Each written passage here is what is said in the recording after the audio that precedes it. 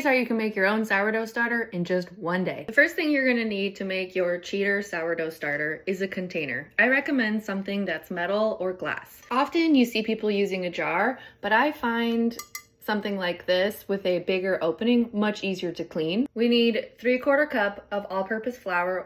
Flour is the food for your sourdough starter, aka yeast. It feeds on the carbohydrates or sugar in the flour. 1/4 cup whole wheat flour. We use whole wheat flour in sourdough starter because it has a higher protein count and is essentially super delicious for yeast. I like to stir mine together. Often tap water has chlorine in it, which will actually kill the yeast because yeast is a little friend, a microorganism. It's not a bug. It is just a microorganism, and chlorine kills that type of stuff. Unfortunately, boiling the water does not get rid of the chlorine, so if you have a filter or bottled water, that is ideal for your sourdough starter. We want 1/2 cup plus 2 tablespoons. The water doesn't need to be hot or warm. It can be essentially room temperature. Normally when we're making dough, we kind of want the yeast to be alive and ready to go real quick. But since this is gonna sit for a while, it doesn't need to be warm. The thing that makes the sourdough starter go super quick is that we add yeast. We only need 1/4 to 1/2 teaspoon of yeast. So if you're like me and just have some left over from other recipes, go ahead and dump it in. The measurements don't need to be super exact. It will grow on its own. Mix in the yeast and make sure there's no more dry flour. Normal sourdough starter is basically growing your own yeast from a small amount that lives within the flour.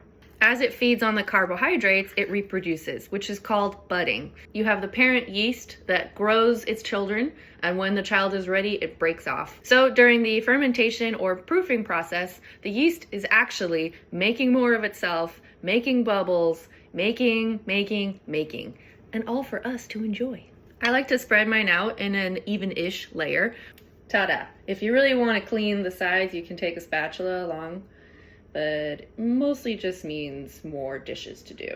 We're gonna put a lid on, but we're not gonna snap it shut because this is a living organism that needs oxygen. So I like to loosely put the lid on so there's still a little bit of movement, and thus our friends will stay alive. The way that the yeast tells us that it's happy is it doubles in size. Just like when you're proofing bread and the directions say, let the dough double in size, that tells us that the yeast is happy eating and ready to work some more.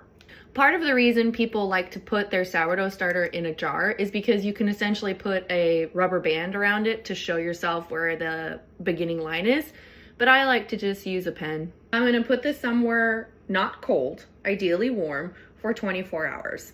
For me, that's up here. And when it's ready, it will have doubled. There you can see my initial line and how much it has grown. The inside smells a little bit sour. We see lots of bubbles, all good signs. Now it's ready to use. Why do we use it when it's puffed up? Kind of like when you're thinking about going somewhere and doing something, you want to be full. You don't want to be hungry because then you're in a bad mood. It's the same with the yeast.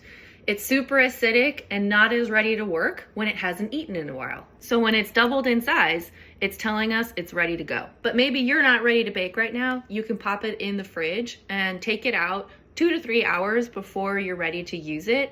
Take out 1/2 cup of sourdough starter, throw it down the drain or use it for another recipe. Then add in 1/2 cup of warm water and 1 cup of flour. Give it a stir and you'll see it double in size, and then you know it's ready to go again. If you leave it in the fridge, you just need to feed it once a week. And there you go. There's your easy one-day sourdough starter. Hope that helps. Happy baking. And make sure to follow me on Instagram and YouTube so you don't lose me.